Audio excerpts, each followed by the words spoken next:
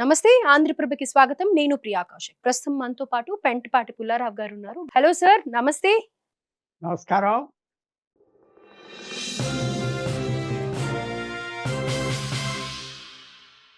Sir, present viral అవుతున్న news వచ్చేసి Nepal PM గురించి బాలేంద్ర షా. మోడీ గారు కూడా ట్వీట్ చేయడం జరిగింది. అంటే నిన్నటి మొన్నటి వరకు నేపాల్‌లో జెన్‌జీ ఉద్యమం ఏదైతే ఫేస్‌బుక్ కానీ, లేకపోతే ఇన్‌స్టాగ్రామ్ బ్యాన్ గురించి కానీ, సోషల్ మీడియా బ్యాన్ గురించి జరిగిందో, అప్పుడు తనదైన శైలిలో పాటలు పాడడం కానీ, లేకపోతే తన వాయిస్ వినిపించాడు అని చెప్పి ఎంతోమంది యూత్ ఆయనకి అట్రాక్ట్ అయ్యారు అనేది విషయం మాకు తెలుసు.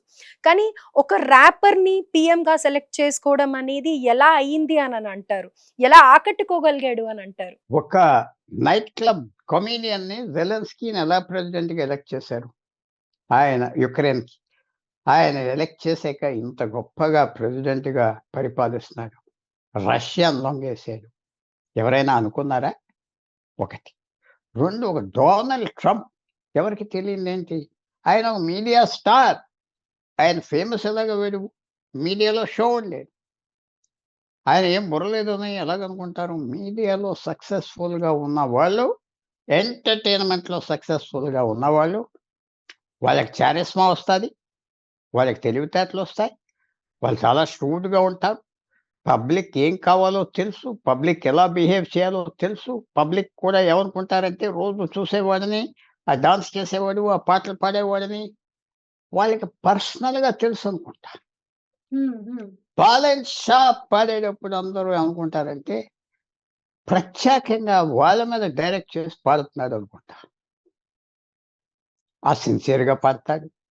ఈ లుక్ అది సింగ్. సో, బాలెన్స్ షాయే కాదు. డొనాల్డ్ ట్రంప్, అలాగే Zelensky night club entertainer, comedian, night club entertainer. So, నేనేమి ఆశ్చర్యపోలేదు. హ్మ్. చాలా స్మార్ట్ ఫెలో. 35 సంవత్సరాలు. అంటే సార్, ఇక్కడ డౌటొచ్చేదేంటంటే, రాజకీయాలు అంటేనే ఎన్నో యాంగిల్స్‌లో ఉంటుంది. ఎంతో ఎక్స్‌పీరియన్స్ ఉన్న వాళ్ళే ఒక్కొక్కసారి పొరపాట్లు చేస్తూ ఉంటారు. సరైన డెసిషన్స్ తీసుకోలేరు. అవగాహన ఉండదు అని అనుకుంటాం.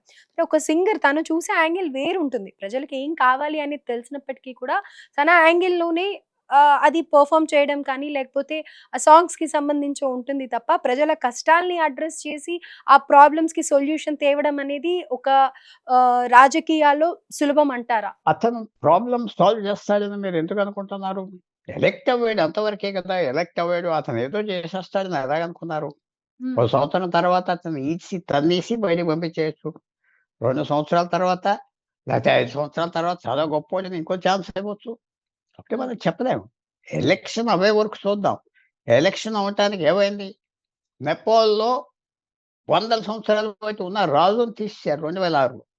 దాంట్లో ఒక మురికి చెయ్య, చైనాది కాకుండా భారతదేశాది. మురికి చెయ్య అంటున్నా. కళ్ళు మూసుకొని అప్పుడు మనం ఒప్పుకున్నాం 2006లో. మరి 2008 ఎలక్షన్‌లు డెమోక్రసీ అన్నారు.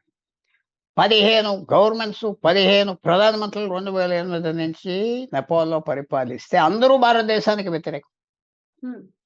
వాళ్ళ పరిపాలనలో ఏమొచ్చింది? కరప్షన్ వచ్చింది, స్కాండల్స్ వచ్చినియి. వాళ్ళంతా 70 ఏళ్ళు మనుషులు ఒకళ్ళతో ఒకళ్ళు పదవుల కోసం దెబ్బలాడుకొని ప్రజలన్నీ చూసారు. భారతదేశానికి వ్యతిరేకం, చైనాకు ఫారు ఎన్నో తగాదాలు పెట్టుకున్నారు. విసుకొచ్చి వీడెప్పుడైతే కాఠ్మండు మేయర్‌గా 2 సంవత్సరాల క్రితం వీళ్ళంతా కరప్ట్ ఫెలోస్ నేను వచ్చానంటే వీడికి తెలిసి ఓడగొట్టేసాడు. హ్మ్. మేయర్ అవ్వకట్టు ఇంకా ఆయన ఇంకా ప్రోగ్రెసివ్ చేసి ఇదంతా కరప్ట్ ఫెలోస్ పనికిరానోళ్ళు తీసేయాలని పెట్టాడు. పబ్లిక్ అక్కడ ఒప్పుకున్నారు. ఎలక్ట్ చేశారు. దాంతో పాటు మీరు ఇంకో ప్రశ్న అడగొచ్చు. మరి బంగ్లాదేశ్‌లో ఎలక్ట్ అవ్వలేదే? జనరల్ వచ్చేసి అంతా పోయారే 300 సీట్‌లో ఒక సీట్ వచ్చిందంటే బంగ్లాదేశ్‌లో వాళ్ళు ఎప్పుడైతే అధికారం తీసుకున్నారో హసీనా వెళ్ళిపోయాక హ్మ్. వాళ్ళే పరిపాలించడం మొదలుపెట్టారు. హ్మ్. ఇక్కడేమైంది నేపాల్‌లో ఆ గవర్నమెంట్ పారిపోయాక 10 నెలలు ఎవరో పెద్ద మనిషికి అప్పజెప్పారు. ఓ మాజీ చీఫ్ జస్టిస్. సో, ఈళ్ళకేం బ్లేమ్ రాలేదు. వాళ్ళంతా ఈ 2 సంవత్సరాల్లో బంగ్లాదేశ్‌లో అంతా చెడ్డ ఆళ్ళే తెచ్చుకున్నారు. కరప్షను, వయలెంటు, యాంటీ ఇండియా కమ్యూనల్ వీళ్ళేం తెచ్చుకోలేదు. ఎలక్షన్ వచ్చినప్పుడు పూర్తిగా గెలిసారు వీళ్ళు. జెన్‌జీ గెలిసారు. కొత్త మొహాలు పెట్టారు. కొత్త వాళ్ళని పెట్టారు. ముట్టుకోలేదు. పాత పొలిటీషియన్స్ అంతా ఈ 15 సంవత్సరాలు చూసారు. 2008 నుంచి 25 వరకు.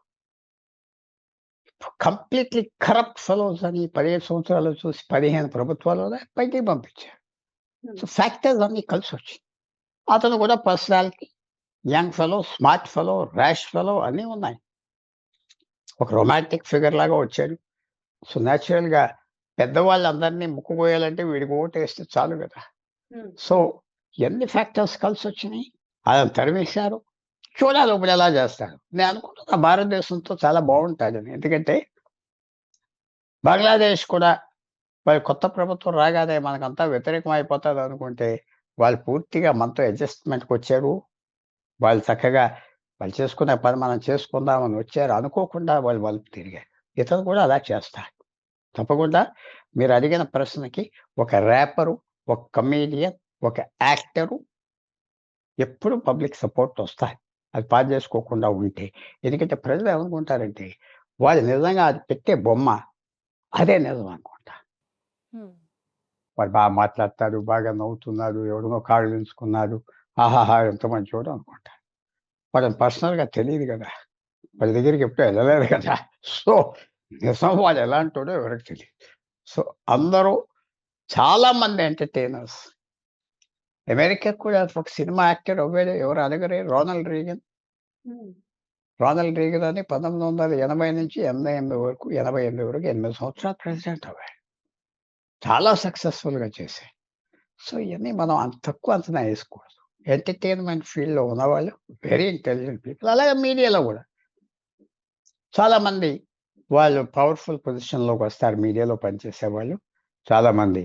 అందువల్ల వాళ్ళు ఎందుకంటే మీడియాలో ఉండి అన్నీ చూస్తారు, తెలుస్తారు, ఎలా పనిచేస్తారు, ఏంటి ఫిల్మ్సు, మీడియా, ఎంటర్‌టైన్‌మెంట్ చాలా పెద్ద ఫీల్డ్ ఎక్స్‌పీరియన్స్‌కి. సో, అతను బలెన్ షా 35 సంవత్సరాలు. యంగెస్ట్ ప్రైమ్ మినిస్టర్ నెపాల్ హిస్టరీలో. కొత్త క్యాబినెట్ అందరిని తీసుకొస్తారు. పాతోళ్ళు రోగ్స్ అని వచ్చింది. రోలెక్స్ వాచెస్ తొడిగేవారు. ఇష్టం వచ్చినట్టు ఖర్చు పెట్టారు. ఇష్టం వచ్చినట్టు కరప్షన్ చేశారు. అడవిలో పనిచేసి వాళ్ళు మావోయిస్ట్‌లాగా వచ్చినోళ్ళు ఎలా చేశారా అని 18 సంవత్సరాలు అనుభవించి బయటికి తరివేశారు. అందరిని ఓడించేశారు. సో, అది మీకు చూడవలసింది. మరి పరిపాలన ఎలా చేస్తాడు? పోతాడా? ఉంటాడా? అది అనవసరం. గెలిసే వరకు మాత్రం ప్రజలు ఆళ్ళందరి మీద కక్ష తీసుకోవటానికి వీరికి ఓటేశారు. Thank you sir. Thank you so much for your valuable information.